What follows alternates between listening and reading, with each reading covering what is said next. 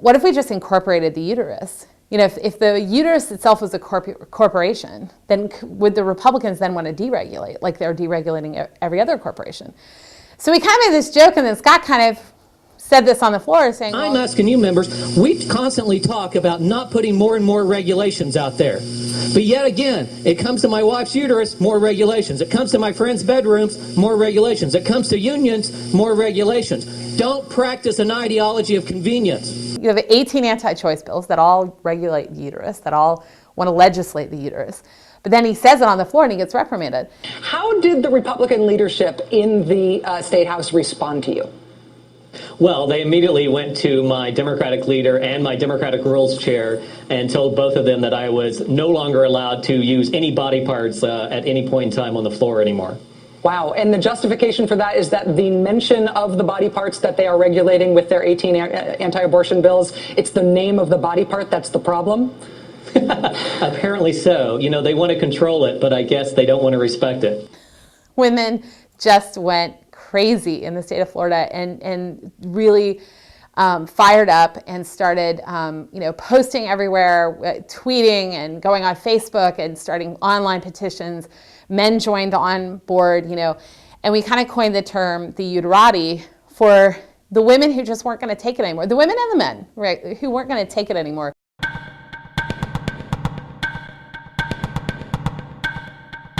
Why extremists always focus on women remains a mystery to me. But they all seem to. It doesn't matter what country they're in or what religion they claim, they all want to control women. They want to control how we dress, they want to control how we act, they even want to control the decisions we make about our own health and our own bodies. On Capitol Hill, Florida Republican Cliff Stearns has launched an investigation into Planned Parenthood's use of taxpayer funds. The time has come to deny all federal funding to Planned Parenthood of America. Komen for the Cure has long faced pressure from conservative groups to drop its funding of breast screenings at Planned Parenthood because it also performs abortions. Governor Bob McDonnell and Virginia Republicans have just pushed through legislation that would have the state government force Virginia women to have medically unnecessary ultrasounds against their objections and against the objections of their doctor before they would be allowed by the state to have an abortion. Fluke had been prevented from testifying by Republican Congressman Darrell Issa at this congressional hearing in mid-February. Two congresswomen even walked out of the hearing after only men testified. She's having so much sex she can't afford the contraception. She wants you and me and the taxpayers to pay her to have sex. What does that make us? We're the pimps. Members of Congress, mostly men, I should add, are trying to roll back the clock on women's reproductive rights. In this case, the right of women to receive contraceptive services through their insurance plans. And let me add my strong belief that if the United States Senate had 83 women and 17 men, rather than 83 men and 17 women, my strong guess is that a bill like this would never even make it to the floor. So we're here tonight because on Sunday will be the 39th anniversary of Roe v. Wade, which is a long time. And as we say, we tend to think, oh my gosh, this will never go away. Well, we are under attack and have been under attack for the last couple of years, and probably the most coordinated, strategic kind of attack. Because what they're doing is they're going after legislation that chips away at women coming in for services. And if we don't stand up, you all in this room and all of your friends, don't stand up and have your voices heard or speak out against how abominable this is. It's an attack on women and families. It's an attack. It's nothing else but an attack. There's a very, very strong contingent in our country, a very vocal contingent that is anti-choice. And I like to really categorize them as being anti-women. Because basically what the opposition is saying is that you have to believe what I tell you. You are not capable, young woman, middle-aged woman, of making up your own mind about whether you want to be a mother or not, whether this is a time for you to be a parent. Whatever personal decision that is, We are going to make that decision for you.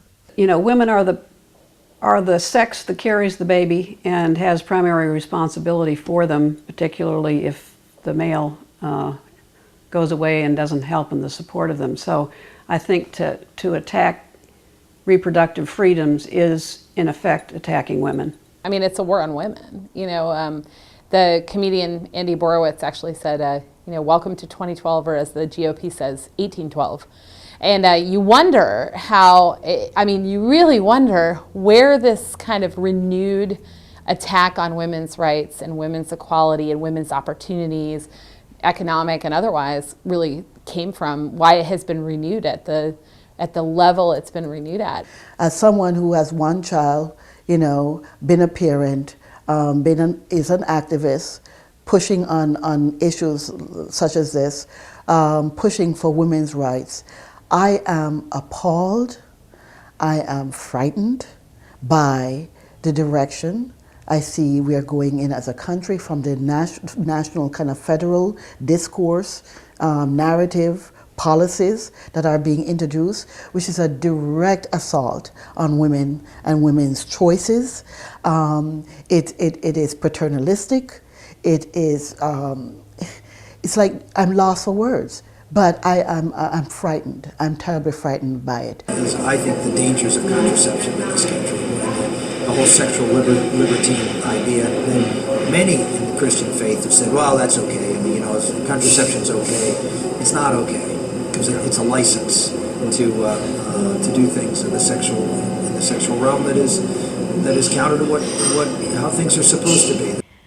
You know, part of me feels like we're in a time warp, because it's just, you know, you're going, what? We're talking about birth control? And I don't like to go with conspiracy theories much, but I do think there are people in our country who really do want to take us backwards and I'm going to say disenfranchise women, make them less powerful than they've been. I don't think that's the majority, but I think when people aren't paying attention, that it really is possible for us to lose our rights. I think a lot of it is the fact that women now, and women have for many decades now, been empowered to make decisions. You remember the birth control pill came out in 1963.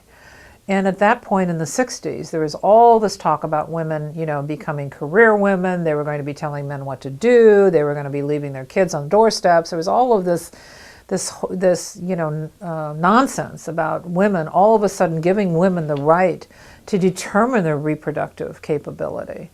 And I personally think that a lot of men, if you remember, are in movements like, obviously, the Catholic Church. Obviously, the Southern Baptist Convention. I mean, those organizations are run by men. They are dominated by men. They are really not democratic organizations. They are really run top down by men saying that we want to control women. And the easiest way to do that is to convince people that somehow women are going to go out and make bad decisions, which are in turn going to be interpreted as making bad decisions for their family. Whereas the exact opposite has been true. What's happened is women now, for the first time, have been able to limit the size of their families. They've been able to engage in the workplace. And that's all been on the backs of women taking a little bitty pill every day. I was a young bride out of high school and had 2 children within a year, and quickly realized that if I didn't use some sort of birth control, and this was back in the 50s, that I would have a child every year.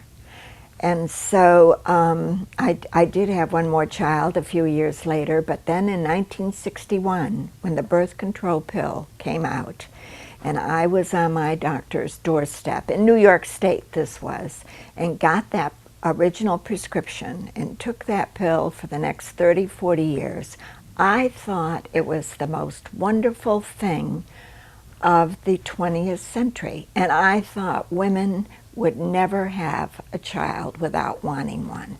If I had my druthers, I'd put the pill in the water, then they'd have to, in the drinking water, then they'd have to do something to get pregnant.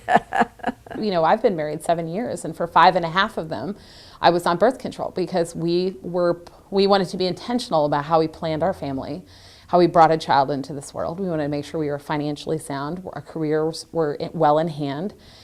And I was on birth control for 5.5 years of my marriage. So it wasn't like I was going out every night picking up men like you'll have these, pundits say. It's sometimes for women too, it's a medical necessity.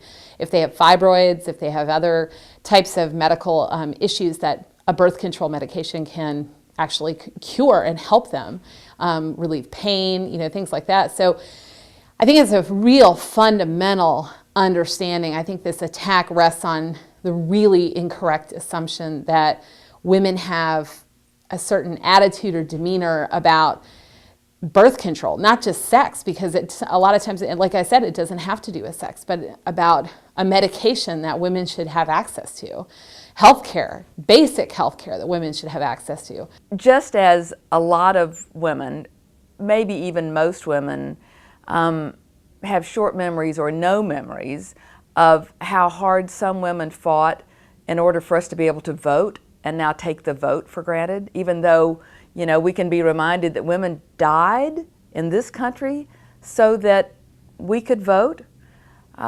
It is very important for women to understand the history of the birth control movement and to know that women have died so that we could take a pill and not have to worry about it. So that if there was an unwanted pregnancy, that for whatever reason we had access to safe and legal abortions, because a lot of women died when abortions were not legal. Roe v. Wade, the landmark decision that legalized abortion, is 39 years old. Most of the young women that come into our clinic are in their early 20s. They would never ever think that they would not have the right to go ahead and have this as a safe and legal procedure if they decided to do that. It's very difficult to get that message across unless something is taken away from you. But the danger with that is, and we see this all the time across the country now, there's legislation across our country and in Florida to restrict a woman's right to get an abortion, to turn back the right to get birth control pills. That's a very, very dangerous movement that's ongoing right now. But until those freedoms are taken away from someone, no one really recognizes it or thinks, oh my gosh, this is something that impacts me personally. Good evening. In a landmark ruling, the Supreme Court today legalized abortions. The majority in cases from Texas and Georgia said that the decision to end a pregnancy during the first 3 months belongs to the woman and her doctor, not the government. Thus, the anti-abortion laws of 46 states were rendered unconstitutional. The court's decision, written by Justice Blackmun, thus sets limits on the right to abortion on demand. One limit is the time when doctors believe the fetus may be able to survive outside the mother's womb. Roe v. Wade was not a close decision. It was a 7-2 decision. My father had been on the Supreme Court since 1970. The case was first argued in 1972. It was held over for re-argument because of the retirements of Justices Black and Harlan, and they felt it was an important enough issue so that they had a full court. I was living in D.C. 1972 to 1973, so I was fortunate to be in the courtroom when the second arguments were made, and I was also in the courtroom when the decision was announced. There were 2 cases on the books at the time which Dad always felt made the Roe decision just the logical next step in the full emancipation of women. And so it was thought to be a controversial decision, but I don't think any of the justices realized how controversial it would be and for how long. At clinics across the country, there have been outbreaks of arson, 9 chemical attacks, 2 attempted bombings, even a machine gun attack. There have been numerous death threats and physical assaults on clinic personnel.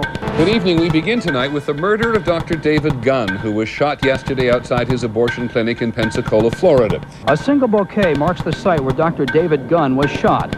The Women's Medical Services office is closed now for the rest of the week. His killer claimed to have been inspired by local Operation Rescue leader and ex-Klansman John Burt. I think it's going to be like a war, a holy war, and people are going to get hurt on both sides. Good evening. We begin tonight with cold-blooded murder. For the second time in less than 2 years, a doctor has been gunned down outside an abortion clinic in Pensacola, Florida. The victims were sitting in a pickup truck near the entrance to the abortion clinic. A man with a 12-gauge shotgun approached and fired several rounds, killing Dr. John Britton and his armed bodyguard, 74-year-old James Barrett, who was driving. The bodyguard's wife was wounded. The suspect is well known to local police for his violent rhetoric at demonstrations here. Abortionists are murderers.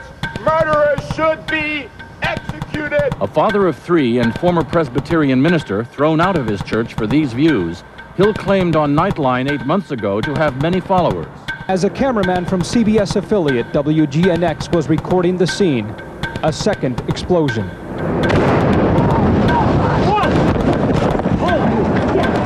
Panic, pandemonium, and a race to get away, anywhere. Half a dozen people suffered minor injuries in the two explosions.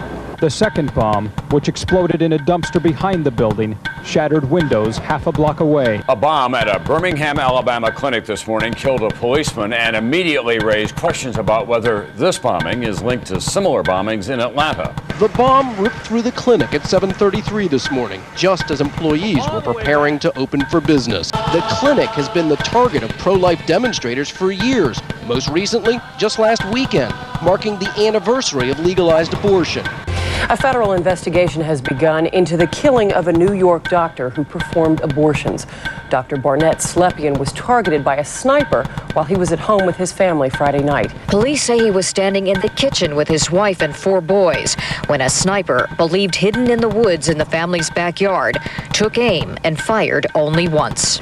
Now the latest on the murder of Dr. George Tiller, gunned down in a Wichita, Kansas church. Police say Roeder organized a group of 1, assassinating the 67-year-old Tiller with a handgun in the church lobby just after services began. Tiller was serving as an usher, his wife of 45 years singing in the choir.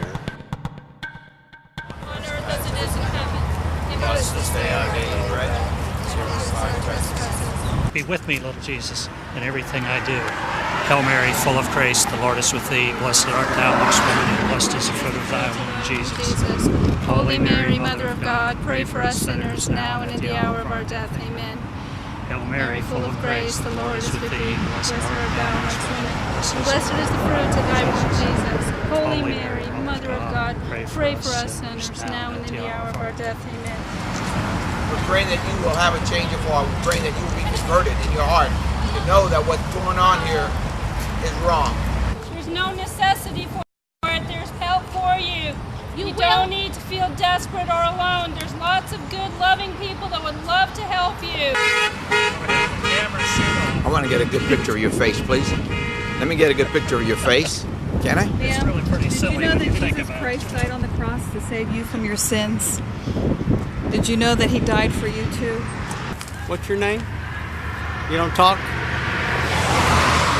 They take away your freedom of speech in that building? Is that the plan? You know, God loves you just as much as he loves any of these little babies that are dying here today. I really challenge anyone out there to think about going to their own place of work. Where else do you go to a place of work, like Planned Parenthood, where we have to visually look outside of our building every single day, where we have to make sure there is not a suitcase or some odd object out in the parking lot, that we have to have bullet-resistant glass interior of our building, that our physicians have to wear bulletproof vests. Howdy, neighbors. Right here, we got a baby killer lives in the neighborhood. Come and pray with us, neighbors. Come and pray. They will also feel as if they can invade my private space. They've protested at my private home. I get threats all the time. This is evil. We call evil good and good evil. Sir, look what has happened to our country. Where else, in what other organization and what other movement is picketed and targeted like this movement against women making decisions on their own? I don't think there's any. It's very strange to me that there is such a level of fear and anger sometimes around this issue. I think it's because we haven't addressed two issues in our community often within the religious community. One is we haven't addressed very well the issue of our treatment and understanding of women and our respect for women. There is, I'm afraid, a lot of misogyny in the religious community, and that stems from all kinds of what I would call bad religion that's out there and still being propagated in our communities. And secondly, I think that we haven't dealt with the whole issue of sexuality in an honest way in our communities. And so we're very fearful about this whole topic rather than dealing with it honestly, looking at the best that we have in terms of both medical understandings as well as areas of social sciences, and really listening to what we're learning about human sexuality and human relationships. And so I think those two things have made religion, unfortunately, often appear to be, or in very real ways, an enemy of the work of excellent organizations such as Planned Parenthood. 1 out of every 3 women in this country has had an abortion. It is the most common procedure.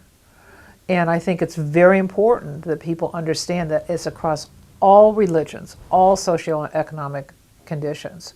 Because again, we've empowered women. We've said in our society over the last 30, 40 years, you are a valuable member of society and you have the right to make this decision about yourself and about your body. That makes people in power and people in control very, very nervous. If there's a segment of the population that somehow is not going to listen to what the dogma is that they have created. Anybody who wants to see less abortions in this world, less terminated pregnancies, should support Planned Parenthood. Because that's, the ultimate thing is that we teach people and again, give them the tools to be successful in planning how they want to become parents, as opposed to accidentally becoming parents. Not that that's a bad thing either, but I think that folks would really like the opportunity to say, I would like to have a baby now, or if I'm having a baby now, I'm going to plan all these things, because it's a joyful, wonderful experience that people, go through in life. And to not be prepared, or to not at least have the opportunity to embrace that with your full attention and your full, joyfulness, is to really rob somebody of the full experience of having a baby and being part of a family. So I think, Planned Parenthood is a wonderful thing, a wonderful organization that gives people the ability to fully embrace what it is to be parents and what it is to be a family. Of course you get rid of Obamacare, that's the easy one. But there are others. Planned Parenthood, we're going to get rid of that. There's been an unbelievable assault of lies, bad information, false information, unfounded attacks on Planned Parenthood. And I hope people will at least feel curious enough to find out what Planned Parenthood, to be perfectly, painfully honest. When I got on the Planned Parenthood board a few years ago, I was very uneducated about the breadth of services that Planned Parenthood provides, and very impressed about it. And I think that maybe the good thing from all this controversy is if people do pay attention, they will realize that Planned Parenthood is primarily about education and providing basic women's health services to primarily women who otherwise would not have access to those services. I will never forget how I felt as a scared teenager when I felt like there was no one for me to talk to or no one for me to go to, and I went to Planned Parenthood. I know that for every teenager like me, there are thousands of other teenagers right now that feel like they have nowhere to go, until that educator walks into their classroom and gives them the information that they've been dying to ask someone, or until they feel scared and alone and they don't know if they might be pregnant or if they put themselves at risk for disease, or if they just have some questions about birth control. And there's literally no one else for them to talk to sometimes. And Planned Parenthood is that safety net. Teens Rise really focuses on addressing some of the high rates of teen pregnancy, STD, STIs here in the Orange County, Orlando area. And so we know that among particularly younger women, the rates of STDs are very high: chlamydia, gonorrhea, syphilis. And so Teens Rise looks to address that. Here are some of the myths that I've heard just from being in the schools. If I'm pregnant and then I drink vinegar, that will end my pregnancy. If I'm a young man and I drink Mountain Dew every day, it kills all my sperm, so I can't get a girl pregnant. There are spray-on condoms. There are, if I do jumping jacks after being sexually active, I won't get pregnant. If the girl's on top and we're sexually active, gravity will prevent her from becoming pregnant. If I'm sexually active in a jacuzzi, I won't get pregnant. If I walk into a pool and someone has been in that pool and had sex, I'll get pregnant. Just crazy things. And when you hear these rumors and myths, you realize that it's not just because they're myths, but they haven't made the connections on how you actually become pregnant. You know, they're just seeing it on TV and they know that it happens, but they never actually talk about how that happened and how that could have been prevented. There is no other organization like Planned Parenthood here in the Orlando area that has a whole healthcare arm, that has a whole education arm, that really stresses prevention and early detection of disease, and also advocates and actually talks with legislators about making sure that laws aren't passed that will be a barrier to women. It's a very unusual combination and very unique combination. The number one misconception is that all we do is abortions, that's all we live for, that's all we're here about. And that is a huge misconception. We're all about preventative care. We're all about care, particularly for a younger population that's uninsured. We, will take anyone coming in here regardless of their ability to pay. And yes, we do provide abortion care if that's the choice that the woman makes. We also refer for adoptions. We also refer for prenatal services. We refer for mammograms. We do vasectomies. We do all kinds of things here that have to do with that kind of care. And predominantly and primarily, we're all about making sure that our community is healthy. I had the occasion a number of years ago when I was in the early stages of cervical cancer, and I had to have a number of pap smears. I had to have them every 3 months, and my insurance would not pay for it. My insurance would not cover it, and Sue said, "Come to Planned Parenthood. Don't go and pay premiums and in a gynecologist's office. Come to Planned Parenthood." And I did, and it was a very positive experience. Everyone that I met was as professional as you could have found at the Mayo Clinic or the Cleveland Clinic. We take anyone, regardless of whether they were born on Pluto. I don't care. I don't care if they have documentation. If they need care, they need to come and get it.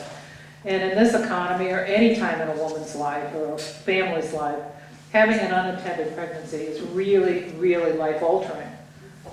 And every woman who's sitting in this room has been in situations where they wipe the sweat off their brow and say, "My God, I made it through another month." That still happens, believe it or not. Well, I had an unfortunate unplanned pregnancy when I was 19 and got married to my then college boyfriend, which is what women did, or else they sort of went out of went behind the scenes and gave the baby up for adoption. But I got married at 19. I had a miscarriage 3 weeks after I was married. And that young marriage lasted 6 years. I was living in upstate New York at the time. There was no ready access to contraceptive advice, and Planned Parenthood didn't come to that part of the world until about 6 years after I was there. So I've always had a passion for making contraception available to all women and educate them so they make healthy choices. I think a sort of a fun story was I went back to Skidmore, which is where I was when I got pregnant, and gave a speech and about women's rights, and decided that that was when I was going to tell my own pregnancy story. And I didn't really sort of think about the fact that I'd never told my daughters. And I knew after I gave the speech that it was going to be big news, or somebody would think it was big news. And so I had to come home and immediately confess to my daughters that the reason I'd gotten married the first time was because I was pregnant. But anyhow, I haven't always told the story, but I definitely told it at Skidmore. I've told it a lot of times since. And I wrote the introduction to Gloria Felt's book, The War on Choice, and also had told my story in that introduction. It's kind of an interesting dichotomy because we tell women that your decisions are confidential and private and should remain so. And on the other hand, we want them to stand up and say, I want my birth control pills, and oh, by the way, I had an abortion. So it's kind of we're putting women in sort of a difficult position. I think that we all feel that we have reproductive choice and reproductive rights, and we do that quietly. We saw just recently with the Susan G. Komen situation. Millions of people across this country fired up and taking sides. The issue, on one side, the cancer organization that gave us pink ribbons to fight breast cancer. On the other, Planned Parenthood, where so many women get free tests for cancer treatment. That ubiquitous pink ribbon, for decades uniting women in the greater good, is sporting a black eye today. Thousands of women saying they will no longer support the Komen Foundation or buy pink. Planned Parenthood, no stranger to controversy, under attack from Republicans on Capitol Hill, found itself the beneficiary of a sympathetic fundraising windfall, pulling in more than $1 million, including a $250,000 donation from New York Mayor Michael Bloomberg. Women were furious, but they did it through social media. They did it fairly anonymously online, even though they may have put their name to it. But that is a new phenomenon and a very encouraging phenomenon that, hey, maybe we are finding our voice again in a different way than maybe marching on Washington, in a different way than maybe standing out in front of a clinic supporting your local clinic. And hopefully maybe that will have some momentum behind it. I thought the revolution, women's revolution, was, well, we know it never over, but I thought it was over. I thought the battles were fought and won. And now we have to just cruise on the victory. But I see that now we have to be ever vigilant.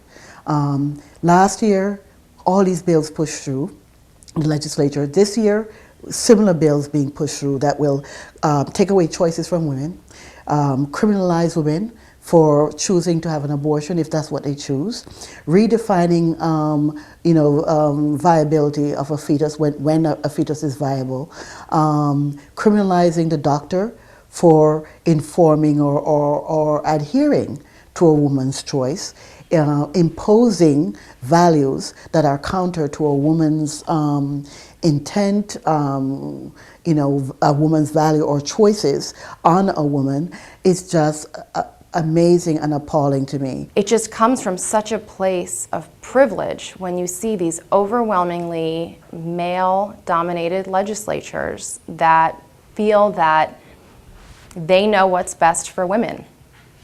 Women know what's best for women. Among the worst are Representative Charles Van Zandt in Palatka, who has a bill that would actually outlaw abortion in all circumstances, even in the safety for the mother, health issues. I mean, it's one of the most short-sighted and unfortunate pieces of legislation ever brought forth on women. He's probably the worst. I think the one who stands the tallest and has the biggest effect on women as far as being somebody who's waging the war on women in Florida is Rick Scott, our governor, who unfortunately not only was he more than happy to sign into law several pieces of legislation last cycle, but then had a ceremony and a celebration at his governor's mansion with groups that make it their goal to take away women's rights, to have a decision between their God and their doctor and their partner. So he bears the most responsibility. I hate naming women who are waging a war on women, but Representative Elizabeth Porter out of Lake City sponsored the terrible ultrasound bill. Unfortunately, that has gone through now because we now have a governor who's more than happy to not just sign it into law, but celebrate it. Our speaker, Dean Cannon, is not only, not only is more than happy to put these bills through that take away women's dignity and opportunity and rights, but was the one who said uterus was a bad word and couldn't be said on the floor. So I think Dean Cannon, Mike Herodopoulos, our Senate president. Like I said, I could name people all day long.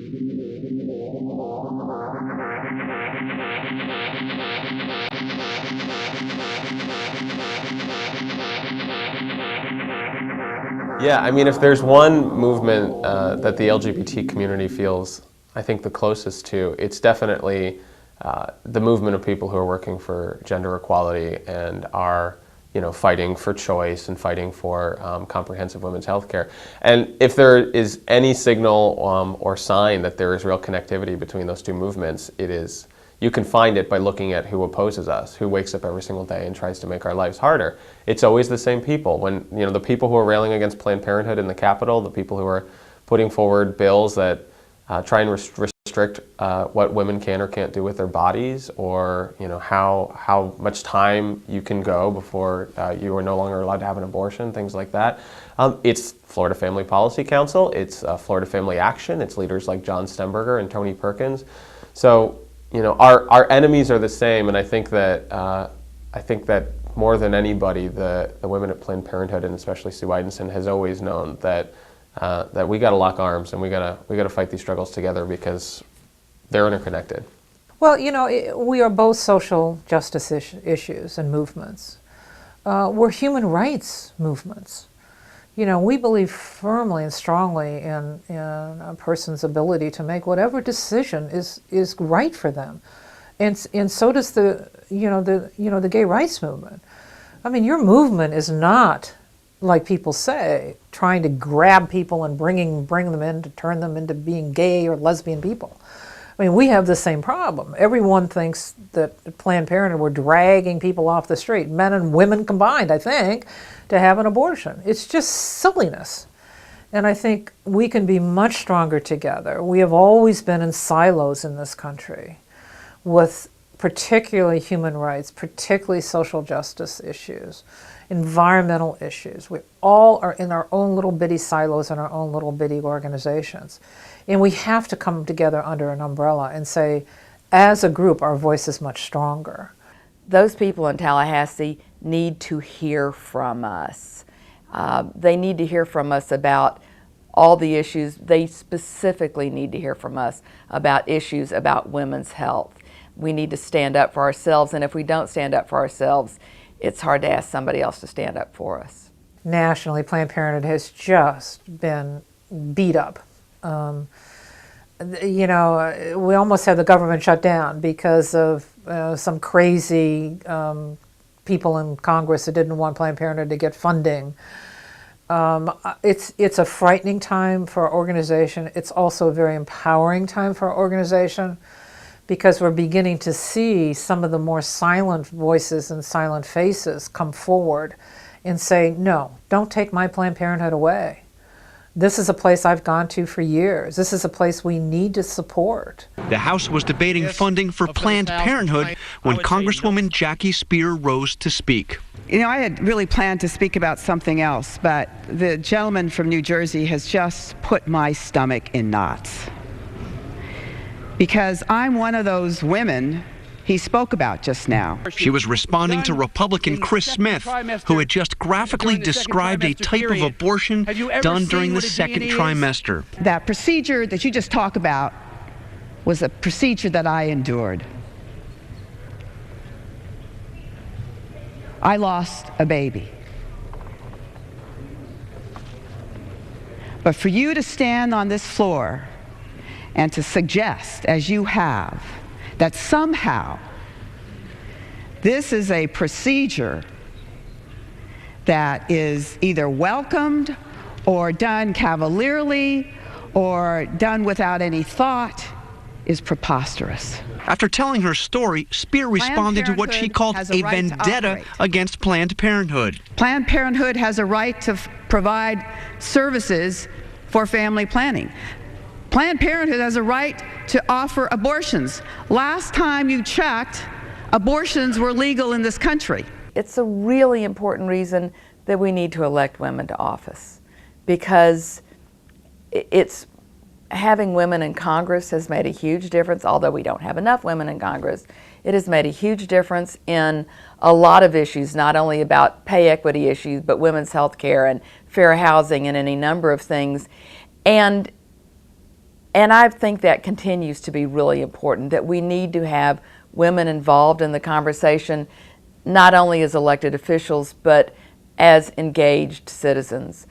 I think people don't understand how much public policy is about real life, and it's about who's in the conversation, and it's about people speaking up and saying, hey, this affects me, or do you remember when that happened? And people go, oh yeah, okay, well maybe we need to consider that angle. It's so simple, and yet for people who aren't at all involved in the political process, it seems to be sort of mysterious or dirty or backroom. And the way to keep it from being mysterious and the way to keep it from being dirty is to pay attention and be involved in it. The opposition has been really great about carving us out as, you know, abortion on demand and being pro-abortion. We're not pro-abortion. We're pro-choice. It's very different. Every woman, as I said, that comes here has made a very difficult and thought-provoking decision on what is right for her. And we have to respect that. That's a respect that we really engender in people. And I think we will always have this battle because, again, the conservative voice is predominant in our country right now. Will the pendulum swing back? I don't know. But it's disturbing because they're creating laws and they're saying things that are just patently untrue. But they are playing to a very determined base. I think they need to understand that we are a determined base too.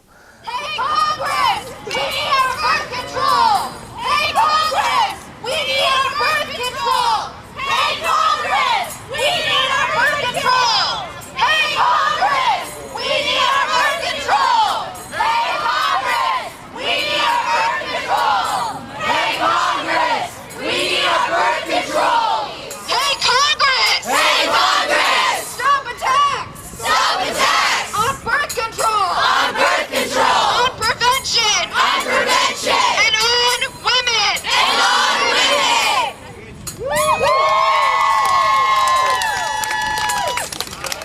It's so important for women to have access to reproductive health because this is our future, and we are in a university to make a better future for ourselves, those that have access to universities.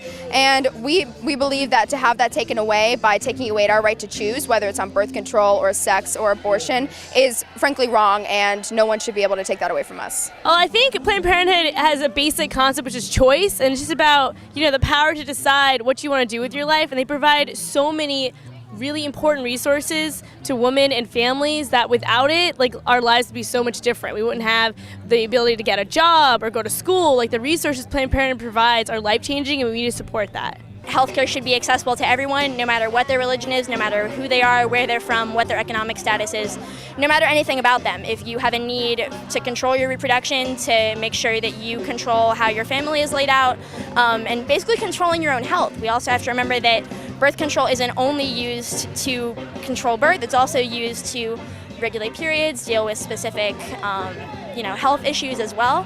So to talk about it as only an issue of reproduction really misses the point in a lot of cases.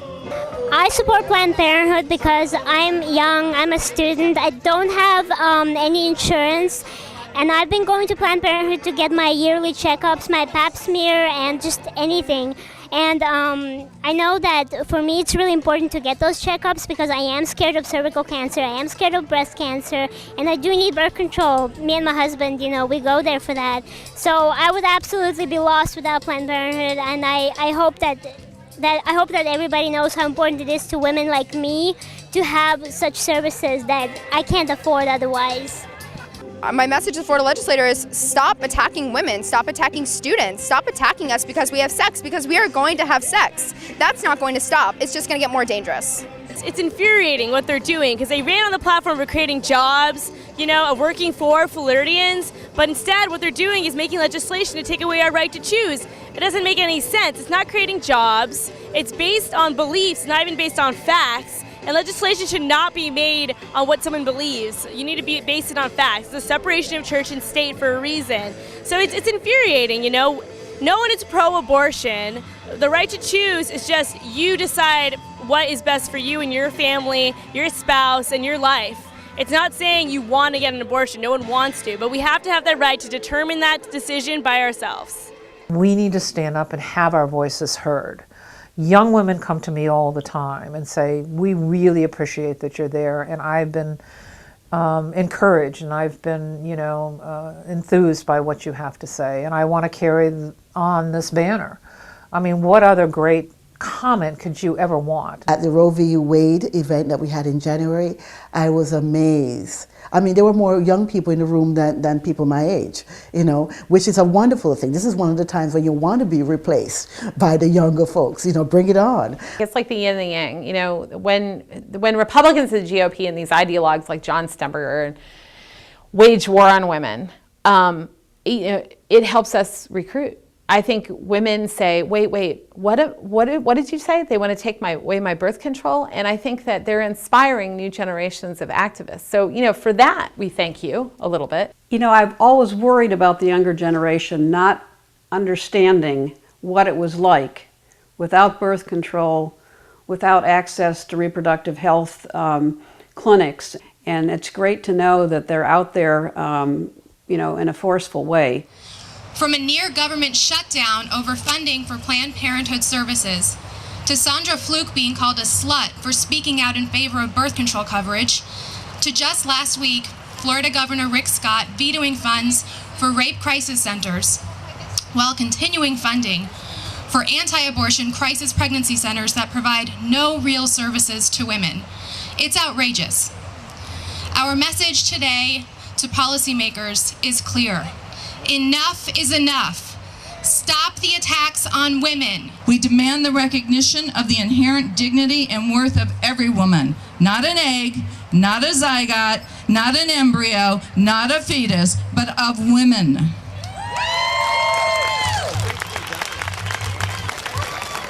Older women need to stand up. Men need to stand up. We need to say we're not going to stand for this. And we also need to make sure we elect people who understand how important these freedoms are. The upside to it is that it's helping us inspire a new generation of women to be fighters, because we always need to be fighting. We need to maintain constant vigilance. Yes, it is hard to believe, but even here at home, we have to stand up for women's rights and reject efforts to marginalize any one of us, because America needs to set an example for the entire world.